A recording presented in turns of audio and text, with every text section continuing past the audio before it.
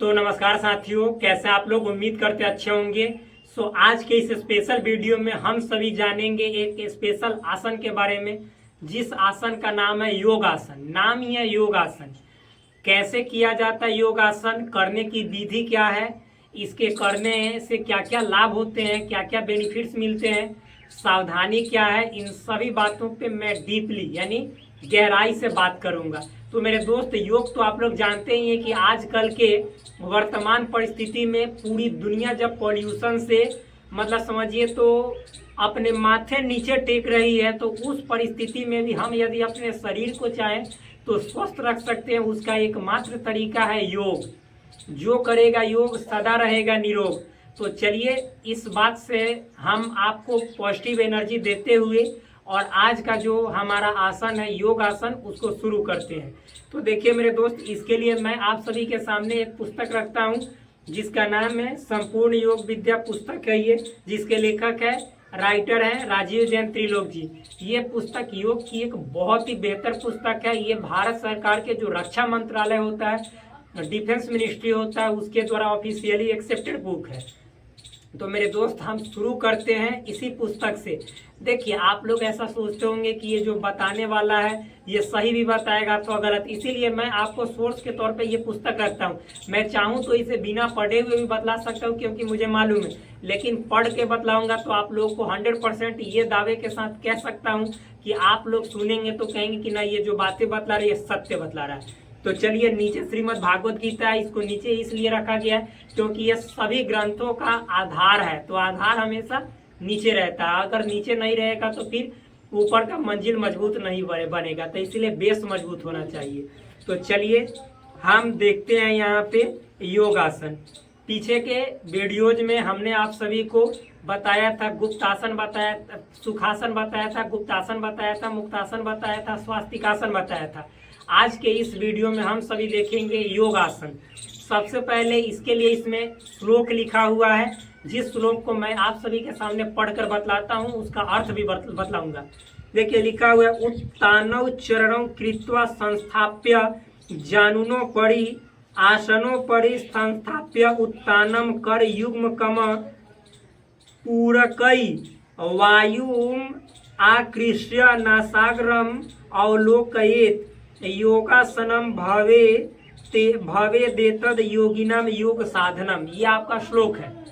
आगे देखिए, इसका अर्थ क्या है, सिंपल है। लिखा हुआ है, सुखासन में बैठ जाए। आपको सुखासन में बैठने आता है? पालथी मारकर बैठने को ही बोला जाता है सुखासन में बैठना। मैं आप सभी को एक एक चीजें ऐसे दिखाऊंगा। देखिए, जब हम पालथी मारकर बैठ जाते हैं तो इसको कहते हैं सुखासन में बैठना। आगे लिखा हुआ है मेरे दोस्त, दोनों पैरों को उठाकर दोनों जंघाओं के ऊपर स्थापित करके बाएं पैर को दाहिनी जंघा पे और दाहिने पैर को बाईं जंघा पर रखे, एकदम पद्मासन की तरह। अभी पद्मासन में बतलाऊंगा। देखिए, ये दायां पैर है, इसको बाईं जंघा पे, और ये बायां पैर है, इसको ऐसे दाईं जंघा पे ऐसे रखना है। फिर आगे लिखा हुआ है, एवं दोनों हाथों को उत्तान भाव से आसन के ऊपर रखे। देखिए, दोनों हाथों को, यह हमारा दोनों हाथ है, इसको ऐसे उत्तान भाव से, देखिए मेरे दोस्त, ये मतलब यहाँ पे दिखाई दे रहा है, ऐसे मोड़कर ये ऐसे रखना, बिल्कुल बिल्कुल इसी तरह ऐसे मोड़कर, ये आपको देखिए ऐसे मोड़कर इस पे स्थापित करते हुए, इसको थोड़ा सा आप इधर भी रख सकते हैं, इधर भी, और ऐसे देखिए स्पेस हो जाए, ताकि ये ऐसे मोड़कर और ऐसे रखना है। उत्तान भाव से आपको लगा हुआ होना चाहिए कि हम उठे हुए हैं, बिल्कुल इसी तरह ऐसे ऐसे। अब देखिए क्या करना है, इतना रख दिए। फिर तब पूरक प्राणायाम द्वारा वायु को भीतर खींचकर नासिका के अग्रभाग पर दृष्टि रखते हुए साधक कुंभक द्वारा वायु को रोके। योगियों को इसे प्रतिदिन अवश्य करना चाहिए, यही योगासन कहलाता है। तो इस तरह से ऐसे जब हम अपने हाथ को उत्तान भाव से ऐसे लगा लेंगे, और मेरे दोस्त हम श्वास भरेंगे नाकों से, और श्वास भरकर श्वास को अंदर ही रखेंगे। कुंभक करना मतलब रोके रहेंगे अंदर ही, और अपने नाक के आगे वाले हिस्से पे ध्यान देंगे। और इसमें कितना देर रोकना है वो सब मैं बतलाऊंगा। देखिए, पहले श्वास लेते हैं हम,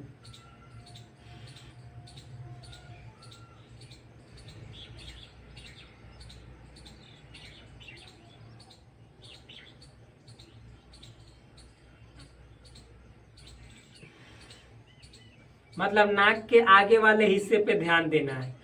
अब देखिए, आपको ये पूछ सकते हैं कि श्वास कितना देर पे लेना है, फिर मतलब कि उसके बाद मतलब सावधानी इसमें क्या क्या बरतनी है।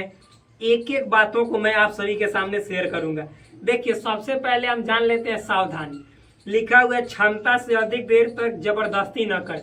मतलब आपको जितना क्षमता है एक बार श्वास लेकर रख लिए, और जितना देर रुक सकते हैं मतलब अंदर रोके हुए रख सकते हैं उतना देर रखें, फिर उसको वापस छोड़ दें। फिर आगे देखिए, घुटनों में दर्द हो तो पहले पवन मुक्त आसन संबंधी क्रियाओं को करें। पवन मुक्त आसन क्या होता है ये सभी मैंने आपको इस वीडियो लेक्चर में बता दिया है, जाकर देखिएगा। यदि घुटनों में दर्द हो तो उससे पहले पवन मुक्त आसन समूह की बहुत सारी क्रियाएं होती है, उसको कर लेना चाहिए।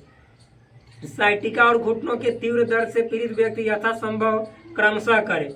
जिनको साइटिका की प्रॉब्लम है, फिर उसके बाद घुटनों के तीव्र दर्द है, घुटनों में दर्द है, फिर मतलब कि रीढ़ की हड्डी में दर्द है, तो वो इसे मतलब क्रम से करे। ये नहीं कि एकाएक न करना शुरू कर दे, पहले छोटे छोटे एक्सरसाइज कर ले जो पवन मुक्त आसन समूह में बताए गए हैं, तब आप इसे करें।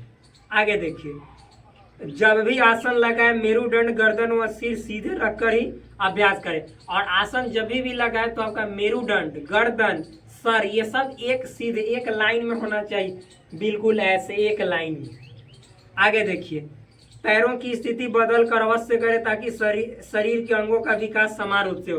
पैरों की स्थिति बदल कर भी करना है। पहले देखिए इधर चढ़ाए थे, मतलब ये ऊपर चढ़ाए हैं, तो आप क्या करेंगे कि इसको पहले चढ़ा लेंगे और इसको ऐसे चढ़ा लेंगे, ऐसे भी करना है, ठीक। आगे देखिए, फिर मेरे दोस्त लिखा हुआ है लाभ। अब लाभ की हम भी बात करते हैं।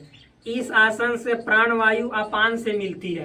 प्राणवायु जो होता है एक तरह से मतलब जो हम लोग ऑक्सीजन लेते हैं प्राणवायु, वो अपान वायु से मिलता है। अपान वायु क्या होता है, हमारे शरीर में एक ऐसी वायु होता है जो वायु हम हमारे शरीर में एक तरह से बहुत ही इसेंशियल होता है, जरूरी होता है, और लंबी आयु के लिए, दीर्घायु के लिए, स्वस्थ जीवन के लिए बहुत ही आवश्यक होता है। आगे देखिए, यह आसन शरीर के सभी स्नायु तंत्र खोलता है। और यह आसन शरीर में जितने जो स्नायु तंत्र होते हैं, मतलब जो नसें होती है मेमोरी से रिलेटेड, वो सभी खुलती है।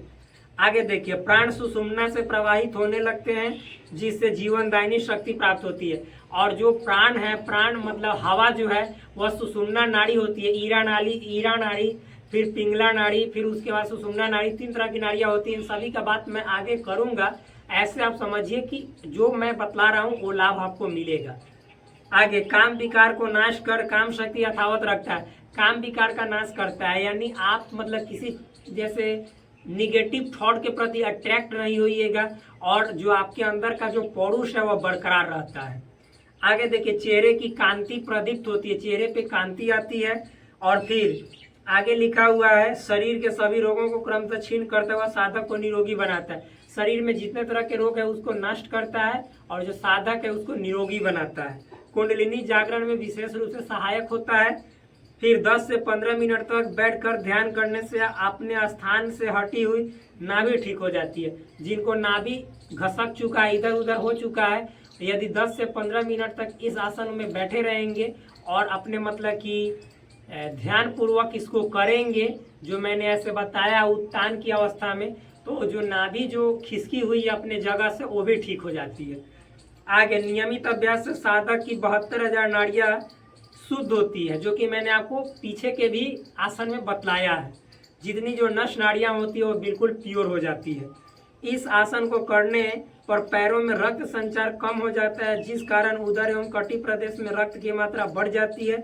इस कारण इन दोनों अंगों से संबंधित सभी रोगों में लाभ मिलने लगता है। जब इस आसन में बैठते हैं तो इसमें ब्लड का सर्कुलेशन कम हो जाता है, जिसके कारण पेट में ब्लड का सर्कुलेशन बढ़ जाता है, और उससे पेट की सभी बीमारियां दूर हो जाती हैं। आगे देखिए, आगे नहीं है, बस ये सारे लाभ है भाई, बहुत लाभ है। आप करेंगे तो खुद ब खुद आपके बॉडी में जो चेंजेज आएंगे वो खुद आपको नजर आएगा, और आपको जब लोग देखेंगे तो खुद ब खुद वो आपको रिजल्ट, उसका परिणाम आपको शेयर करना शुरू कर देंगे। तो अवश्य करें, प्रतिदिन योग करें, और फिर मतलब रोग से दूर रहे। जय हिंद, जय भारत।